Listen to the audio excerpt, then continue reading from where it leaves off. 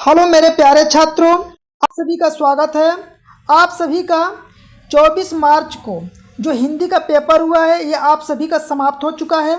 यहाँ पे अपना आप आंसर मिला सकते हैं। तो ये पेपर का सेट देख सकते हैं कि बीई है। ये 2025 का आज का ही पेपर है। सभी प्रश्नों को आंसर मिला लीजिए। पूर्णांक 70 नंबर का था। 3 घंटा 15 मिनट आपको समय मिला था पेपर हल करने के लिए। सीधे चलिए आपको प्रश्नों को बताते हैं। ये कुछ समान निर्देश है जिसे आप पढ़ लिए होंगे।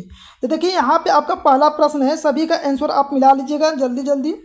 देखिए यहाँ पे पहला प्रश्न है। पहला प्रश्न आपसे पूछा गया था कि सरस्वती पत्रिका के संपादक हैं। तो सरस्वती पत्रिका के जो संपादक थे महावीर प्रसाद द्विवेदी थे। तो इसका सही जवाब डी वाला ऑप्शन सही होगा, इसको मिलाइएगा। अगला प्रश्न है दूसरा, निर्मला किस विधा की रचना है। तो निर्मला जो है एक उपन्यास है। तो इसका सही जवाब बी वाला ऑप्शन सही होगा। आप करके आए होंगे तो अपना आंसर मिला सकते हैं यहाँ पे। अगला देखिए कि पंचतंत्र के लेखक है। तो पंचपात्र के जो लेखक है कौन है। तो इसका सही जवाब है सी वाला ऑप्शन सही है, पद्मलाल पुन्नालाल बख्शी। तो पंचपात्र के लेखक सी वाला ऑप्शन करेक्ट होगा। अगला चौथा देखिए, हिमालय की पुकार के लेखक हैं। हिमालय की पुकार के लेखक कौन है। तो इसका सही जवाब है जयप्रकाश भारती। तो इसका सही जवाब डी वाला ऑप्शन सही होगा। अगला प्रश्न देखिए, यह आपके सामने अगला नंबर का है, 5वां नंबर का, कि सेवा सदन के लेखक हैं। सेवा सदन के जो लेखक हैं इसके लेखक हैं मुंशी प्रेमचंद्र। तो इसका सही जवाब सी वाला ऑप्शन सही है। अगला प्रश्न 6वां देखिए, रीतिकाल के कवि हैं, यानी रीतिकाल के कवि कौन है। तो मतीराम है। तो इसका सही जवाब डी वाला ऑप्शन सही होगा आपका। अगला 7वां देखिए, दूसरा सप्तक प्रकाश वर्ष माना जाता है। तो दूसरा सप्तक प्रकाश वर्ष जो माना जाता है 1951 ईस्वी माना जाता है। तो इसका सही जवाब बी वाला ऑप्शन सही होगा। अगला देखिए 8वां, निहार के रचनाकार है, यानी निहार के रचनाकार कौन है ये बताना है। तो निहार के रचनाकार महादेवी वर्मा जी हैं। तो इस प्रश्न का सही जवाब ए वाला ऑप्शन सही होगा।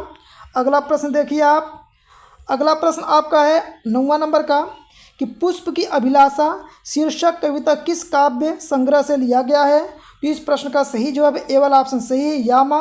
पुष्प की अभिलाषा शीर्षक कविता किस काव्य संग्रह से लिया गया है। तो यामा से लिया गया है। अगला देखिए 10वां नंबर का, छायावादी युग की प्रमुख विशेषता है। तो छायावादी युग की प्रमुख विशेषता जो है प्राकृतिक का मानवीकरण है। तो इसका सही जवाब डी वाला ऑप्शन सही मिलाइएगा। अगला देखिए, करुण रस का अस्थाई भाव होता है। तो करुण रस का जो अस्थाई भाव होता है शोक होता है। तो इसका सही जवाब सी वाला ऑप्शन क्या होगा, सही होगा। अगला प्रश्न देखिए, जहाँ उपमेय और उपमान पर सीधा आरोपित कर दिया जाता है वहाँ पे कौन सा अलंकार होता है। तो वहाँ पे जो अलंकार होता है रूपक अलंकार होता है। तो इसका सही जवाब बी वाला ऑप्शन क्या होगा, सही होगा। अगले प्रश्न को देखते हैं। देखिए आपका अगला नंबर का प्रश्न है, इसको भी मिला लीजिए, सभी प्रश्नों को मिलाइए आप। देखिए 13 नंबर का प्रश्न आपका है कि सोरठा किस प्रकार का छंद है। तो सोरठा एक सममात्रिक छंद है। तो इसका सही जवाब बी वाला ऑप्शन आपका सही हो जाएगा। यह प्रश्न आपको कई बार कराया गया था। अगला देखिए, निर्गुण शब्द प्रयुक्त उपसर्ग, ये भी प्रश्न आपको कई बार कराए थे कि निर्गुण को जरूर याद करके जाइएगा। तो इसमें कौन सा होता है, डी वाला ऑप्शन सही है, नीर। अगला प्रश्न देखिए, नील कमल भी आपको ये प्रश्न कराए थे कि नील कमल में कौन सा समास होता है। तो नील कमल में जो आपका समास है वह है कर्मधारय समास। तो इस प्रश्न का सही जवाब बी वाला ऑप्शन आपका क्या होगा, सही होगा। अगला प्रश्न देखिए 16 नंबर का, कि देव नदी का पर्यायवाची शब्द है। तो देव नदी किसका पर्यायवाची शब्द है। तो गंगा नदी का। तो इसका सही जवाब सी वाला ऑप्शन सही हो जाएगा। देव नदी का पर्यायवाची शब्द क्या है, गंगा। अगला प्रश्न यहाँ पे देखिए आपके सामने अगला नंबर का प्रश्न है 17 नंबर का, युष्माभि शब्द में विभक्ति और वचन बताना है कि युष्माभि जो है इसमें कौन सी विभक्ति और कौन सा वचन है। तो इसका सही जवाब ए वाला ऑप्शन सही है, तृतीय विभक्ति और बहुवचन रूप है। तो युष्माभि शब्द में विभक्ति और वचन का रूप क्या है, तृतीय विभक्ति बहुवचन रूप, आप याद रखिएगा। अगला प्रश्न देखिए, विकारी पद कितने प्रकार के होते हैं। तो जो विकारी पद होते हैं आपके 4 प्रकार के होते हैं। तो इसका सही जवाब क्या हो जाएगा, डी वाला ऑप्शन सही हो जाएगा। ठीक है। 19वां नंबर देखिए आप, कि अर्थ के आधार पर वाक्य के कितने भेद होते हैं। तो अर्थ के आधार पर वाक्य के टोटल कितने भेद होते हैं, 8 भेद होते हैं। ठीक है। तो जितना प्रश्न कराया गया है सभी प्रश्न आपके सेम टू सेम पूछे गए हैं, आप देखे होंगे। 20वां है, आदर्श से गाय नहीं जाता, इसमें कौन सा वाच्य है। तो यहाँ पे देखिए आदर्श से गाय नहीं जाता, तो जब नहीं जाता तो यहाँ पे आपको कौन सा वाच्य प्रयोग किया गया है, कर्मवाच्य। आपको बोला था कि इसको जरूर पढ़ के जाइएगा, आपके पेपर में यही सब आया है।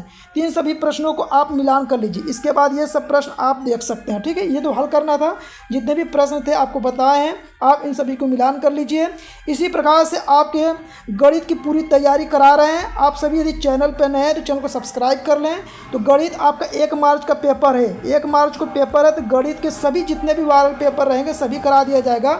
उनको पढ़ के चले जाइए, बोर्ड के एग्ज़ाम में आप 70 में 70 ला सकते हैं। ठीक है, तो वीडियो पसंद आए तो वीडियो को लाइक करें, चैनल पे नए हैं तो चैनल को सब्सक्राइब कर लें और अपने दोस्तों के पास अधिक से अधिक वीडियो को शेयर करें।